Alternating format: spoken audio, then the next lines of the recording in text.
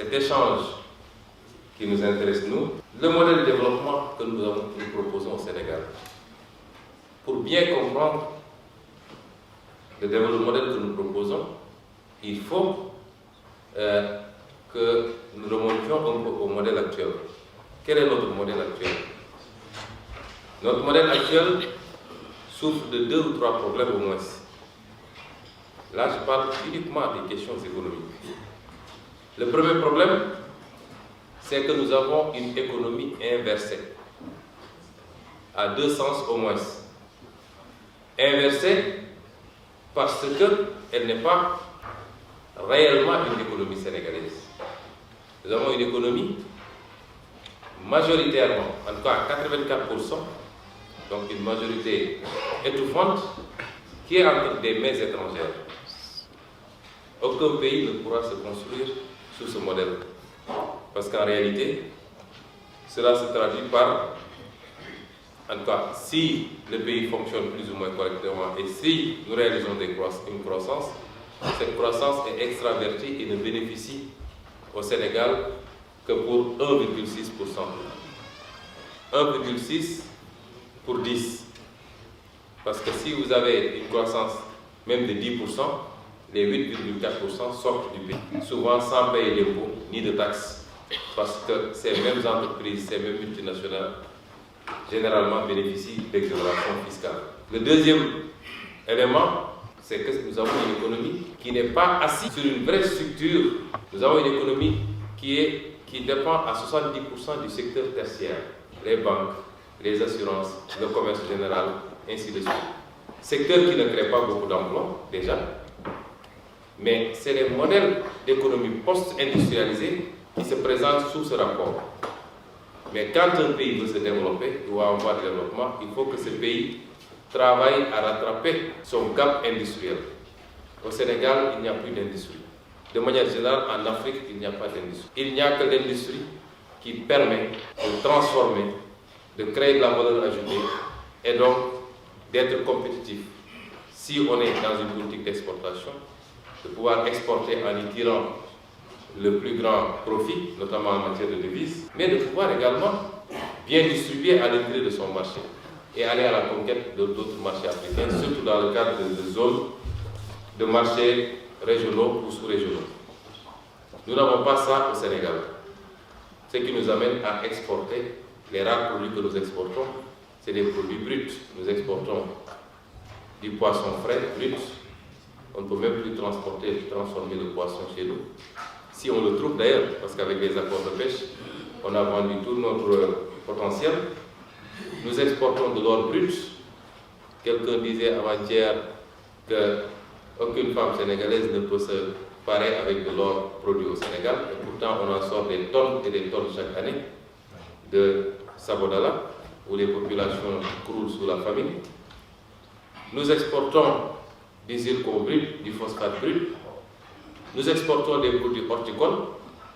Quand le Sénégal exporte des mangues ou d'autres produits horticoles vers l'Arabie Saoudite qui n'en produit pas, mais qui s'est débrouillé pour avoir quelques unités de transformation pour faire des canettes et revenir nous vendre ça à 10 fois plus cher, ça pose un problème.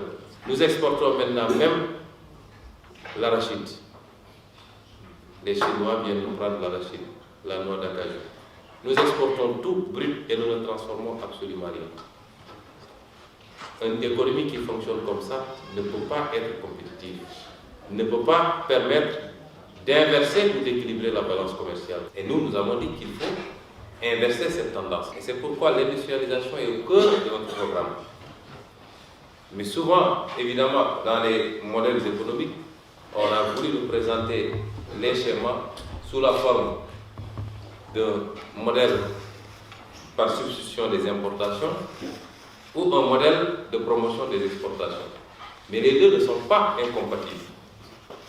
30 ans en arrière, 40 ans en arrière, 50 ans en arrière, un pays pouvait faire une option pour l'un ou l'autre des modèles. Comme ce fut le cas pour la Corée du Sud, qui, rappelons-le, en 1960 était sensiblement au même niveau de développement que le Sénégal et qui aujourd'hui est parmi les économies les plus performantes. Mais cela n'est plus possible aujourd'hui, parce qu'il y a 50 ans, il n'y avait pas encore la mondialisation. on n'était pas dans le monde d'aujourd'hui. Le monde d'aujourd'hui n'attend personne. Vous ne pouvez pas dire, d'abord, je m'occupe, je fais tout pour... j'importe énormément et j'exporte très peu. Donc je vais tout faire pour exporter, pour importer moins avant de travailler à exporter. Vous ne pouvez plus le faire. Désormais, il faut avoir l'intelligence de travailler sur tous les fronts, mais en ciblant les secteurs où vous pouvez être tout de suite et maintenant compétitif. Si vous sautez tout de suite, au lieu de vous doter d'une industrie pour pouvoir transformer votre arachide, qui est une culture extrêmement utile et utilitaire, contrairement à ce qu'on vous dit. Rien n'est ajouté dans l'arachide. La coque d'arachide peut faire du savon naturel et de la litière pour les volailles. La fane d'arachide, vous ne pouvez pas trouver mieux pour nourrir le bétail pendant la saison sèche. La graine d'arachide, on s'en sert comme pour l'arachide de bouche, mais on s'en sert également pour faire l'une des deux huiles qui ont été créditées pour les longues cuissons. Donc, tout est positif dans l'arachide. Et le Sénégal aujourd'hui, si on produit 1 million de tonnes, la Sonacos, Copéol, tous les industriels ne peuvent pas prendre plus de 400 000 tonnes. Qu'est-ce que nous allons faire des 600 000 tonnes restants du moins, c'est ce que les Chinois, les Vietnamiens viennent nous acheter aujourd'hui pour les transformer chez eux et venir nous revendre le produit beaucoup plus cher. Ouais. Nous ne pouvons pas attendre, il faut travailler en ciblant là où nous avons un potentiel. Et Dieu sait que nous n'avons que du potentiel. On ne peut pas sauter tout de suite pour dire que nous voulons aller vers la sidérurgie lourde, nous voulons aller vers la pétrochimie, puisque nous avons aujourd'hui du pétrole et du gaz. Nous risquons de nous retrouver dans le même schéma qu'avec tout ce qu'on a eu comme ressources naturelles jusqu'à présent, c'est-à-dire on va nous pomper tout notre pétrole, tout notre gaz, qu'on va sortir du pays brut, et nous n'avons que 10% des droits, parce que c'est cela que l'État du Sénégal est allé signer avec ces multinationales. Si vous avez du pétrole, le pétrole c'est 45% de liquide, notamment le pétrole, l'essence et le gasoil, mais c'est 55% de produits dérivés qui permettent de faire tout. Les tables sur lesquelles vous êtes assis, c'est des produits synthétiques avec du pétrole. Tout ce qu'on utilise, il y a des dérivés du pétrole. Pourquoi ne pas dès à présent nous projeter pour dire dans 10 ans, dans 15 ans, nous voulons avoir une industrie pétrochimique. Mais nous pouvons déjà avoir une industrie pour transformer nos ressources halieutiques sur place. Et c'est pourquoi, dans l'ouvrage Vision, nous avons dit, sur 12 000 miles, nous n'admettrons plus que des bateaux étrangers puissent pêcher. C'est nos pêcheurs traditionnels qui aujourd'hui sont obligés de faire l'immigration clandestine parce qu'ils n'ont plus accès aux poissons. Et c'est 600 000 familles qui vivent de cette pêche traditionnelle. C'est à eux qu'on restera ce privilège de pouvoir pêcher, de débarquer sur nos côtes. Et il nous faut des usines de transformation maintenant sur tout le littoral pour pouvoir, évidemment, avec l'encadrement qu'il faut, le financement, de mettre aux normes, mais satisfaire d'abord notre marché. Parce que les Sénégalais ont droit quand même au job comme tout le monde, avant de songer à exporter. Nous avons un potentiel là, nous l'avons dans le secteur agricole. Quand je visite ces pays, hier on était en Belgique, et on a fait un petit déplacement de Bruxelles à Namur. La Belgique c'est 10 000 km². Le Sénégal c'est 196 000 km². Comment l'agriculture belge peut exporter son surplus au Sénégal? Qu'est-ce qu'on fait de nos terres? Quand je sillonne, j'ai fait l'Amérique du Nord, les États-Unis c'est autre chose, c'est un continent. Le Canada même,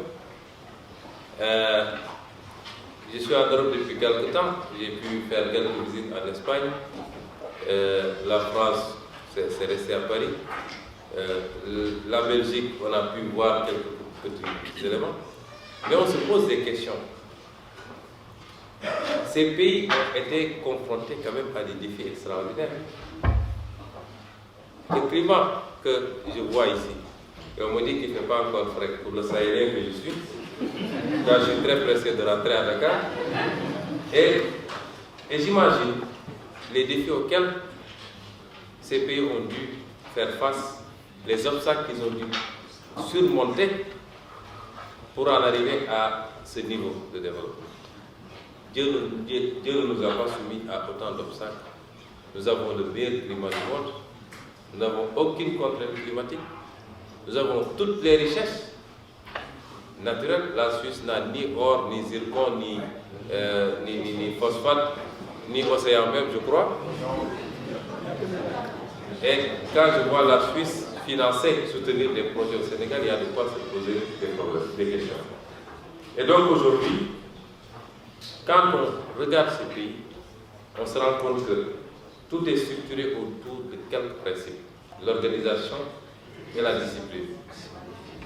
Il ne faut pas qu'on pense qu'il y a une vertu naturelle, en tout cas plus de vertu naturelle à s'astreindre à l'organisation, à la discipline de la part de tel peuple plutôt que de tel autre peuple. Mais si on parle d'organisation et de discipline, c'est de se doter de règles, mais surtout de les appliquer. Il n'y a quasiment pas de loi qui existe ici et qui n'existerait pas au Sénégal. Nous avons presque le même code de la route, mais on fait ce qu'on veut. Nous avons les mêmes lois, sinon un dispositif répressif contre la corruption beaucoup plus corsé. Je ne crois pas qu'il y ait une CREI ou une OFNAC ici. Et pourtant, vous savez ce qui se passe au Sénégal. Donc la seconde question